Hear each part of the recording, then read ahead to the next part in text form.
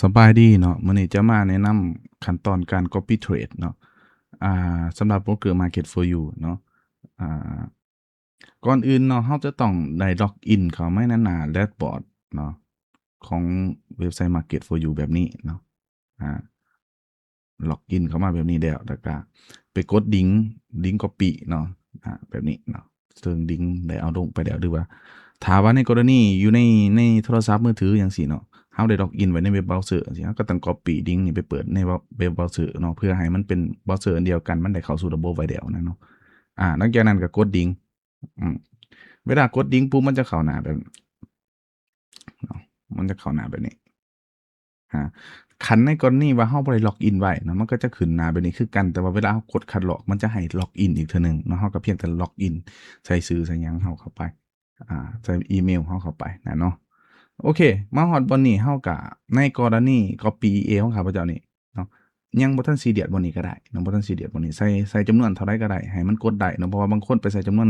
เงินตัวเองจังซี้1,000จังซี้มันจะบ่ฮอดขั้นต่ำเนาะก็มีแต่ว่าใส่ไปเท่าไรก็ได้ตัวนี้มันจะเป็นการคำนวณให้เฮาอย่างไรก็ตามเฮาก็จะไปแก้ทีหลังได้เนาะเฮาก็ใส่ไปเนาะเท่าที่มันให้นี่แล้วก็อ่าใส่เรียบร้อยแล้วก็กดเข้าดอก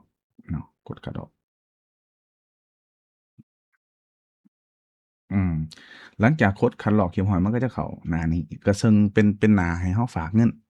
เข้าบัญชีเนาะซึ่งมันสร้างบัญชีใหม่มาให้เราบัดนี้แหละเนาะในกรณีแบบนี้เนาะเราก็ยังบ่ทันฝากเนาะเราเข้ามาอ่าแผงควบคุมเราคือเก่าแดชบอร์ดเราคือเก่าแล้วก็กด refresh ก็ได้เนาะหรือว่าในหน้านี้มันเป็นอันเดียวกันแล้วเนาะเราจะสังเกตเห็นว่ามันมีบัญชีผู้ตามขึ้นมาซึ่งหลายๆคนว่าเวลากดแล้วมันจะขึ้นบัญชีแบบอื่นเป็นบัญชีก็บ่ค่อยเห็นนะครับจะเห็นส่วนใหญ่มันก็จะเป็นบัญชีเดียวกันต้องเป็นโปรเส้นโปรคือกันเบิดเนาะกรณีนี้เนาะแล้วก็เนาะเมื่อเราได้บัญชีผู้ตามมาแบบนี้แล้วเนาะบัญชีนี้จะเป็นบัญชีที่เราใช้อยู่ในการ Copy Trade เนาะหลักการก็คือเราจะ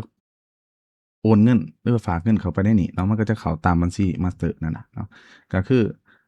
แต่ว่าก่อนอื่นเราจะต้องไปตั้งค่ามันก่อนเพราะว่าช่วงแรกเราบ่ได้ตั้งค่าหยังเลยมันจะตั้งค่าว่าถึงห้ามเด็ดขาดห้ามฝากเงินเข้าก่อนไปตั้งค่าอันนี้คือห้ามเด็ดขาดกดเข้าไปในบัญชีนี่เนาะกดเข้าไปบนเลขบัญชีเนี่ยนี่มันจะมีให้ตามมานี่เนาะมาเช็กเบิ่งเนาะเช็กเบิ่งอันนี้สเกล1แล้วก็สเกล1:1แล้วก็เป็นตัว The Rocket ตัวนี้เนาะ เนาะก็ถือว่าโอเคเนาะคันบ่มั่นใจแคปส่งมาถามเนาะหลังจากนั้นเราสามารถมาอยู่บนอ่า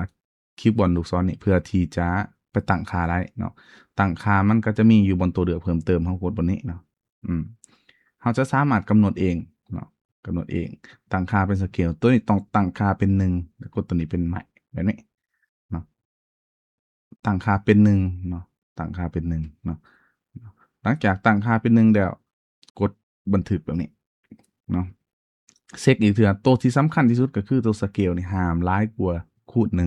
1เนาะห้ามหลายกว่าคูณ1เนาะต้องเป็นคูณ1ถ้าเช็กว่าโอเคมันเป็นคูณ1แล้วเราตั้งค่าเรียบร้อยแล้วเราสามารถอ่าเราสามารถที่จะฝากเงินเข้าบัญชีนั้นได้เลย